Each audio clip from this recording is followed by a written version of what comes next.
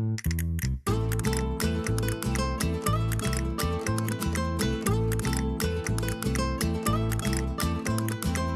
was extraordinary because, you know, pre-Cannes we were involved in this legal business, and then as Cannes started, they decided to show the film, despite the fact that a man who claimed to have been a producer once upon a time on the film said it's his movie.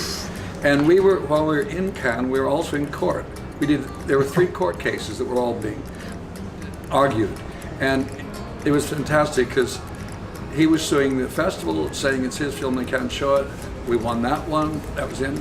The French distributor was being sued, he won. So it was fantastic. And then we closed the festival, and as the film, the credits rolled at the end, people were on their feet applauding. Apparently it was 20 minutes standing ovation.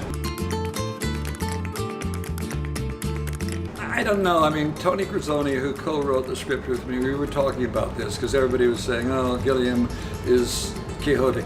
And he said, no, I don't think that's true. The film is Quixote. I was Sancho Panza. Amazing. Which is kind of better because it wasn't like I was in dreamland. I was very pragmatic. I was just trying to get the film made. I was the guy with his feet on the ground. And that's very different than Quixote completely misunderstanding and romanticizing a world. I just wanted to work with good actors. I don't care where they're from. It just happened because it was a Spanish production. To get the money, I had to work with Spanish actors, a lot of them, which was great because every one we got are people that I've admired for years. We had Rossi de Palma, Sergio Lopez, Jordi Moya, Oscar Jaenada.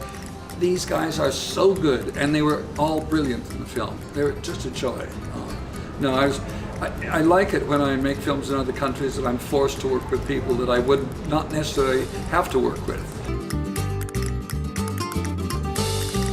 You know, the script we were doing back in 2000 with Johnny Depp was very different from the script we made because that script was much more like the King Arthur, Kinetic Yankee in King Arthur's Court story, where the guy gets bumped on the head and ends up in the 17th century with the real Don Quixote.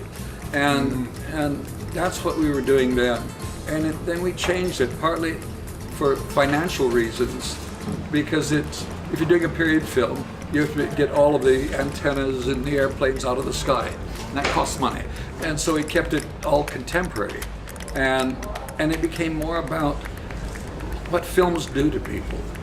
Because in the book, in Cervantes' book, Quixote's madness comes from him reading all these romantic novels of chivalry and maidens and knights. And what now, the effect that people don't read in the same way, and they've got movies to make their version of the world or tell them what the world is. And that's as fantastical as any fantasy book. And then it became also about what it's like when you make a movie and you put people in it, like people from a little village, and they suddenly one becomes Quixote, one becomes Dulcinea, basically. And it has a huge effect on people, so that we were exploring and playing with that.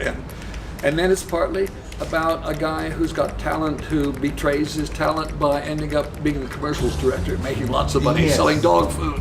Yeah. So there's a lot of references to the world of cinema, commercials, everything. Yeah. Well, if there is a Mexican producer with a good idea, it comes.